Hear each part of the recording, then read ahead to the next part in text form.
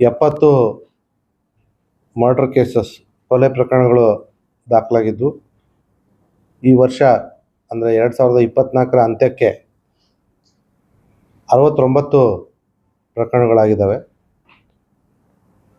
ಇಡೀ ವರ್ಷ ನಮ್ಮ ಪೊಲೀಸರು ಸಾಕಷ್ಟು ಒಳ್ಳೆ ಕೆಲಸ ಮಾಡಿ, ಅದರಲ್ಲೂ ಈ ಪ್ರತಿಯೊಂದು ಗ್ರಾಮಕ್ಕೆ ತೆರಳಿ ಅಲ್ಲಿ ಕುಟುಂಬಗಳ ಮಧ್ಯೆ ಇರತಕ್ಕಂಥ ಸಿವಿಲ್ ವ್ಯಾಜ್ಯಗಳಲ್ಲಿ ಹೆಚ್ಚಿನ ಮುತುವರ್ಜಿ ವಹಿಸಿ ಅವ್ರ ಮೇಲೆಲ್ಲ ಮುಂಜಾಗ್ರತಾ ಪ್ರಕರಣಗಳನ್ನು, ಪ್ರಿವೆಂಟಿವ್ ಸೆಕ್ಷನ್ಸ್ಗಳನ್ನ ಹಾಕಿದರು.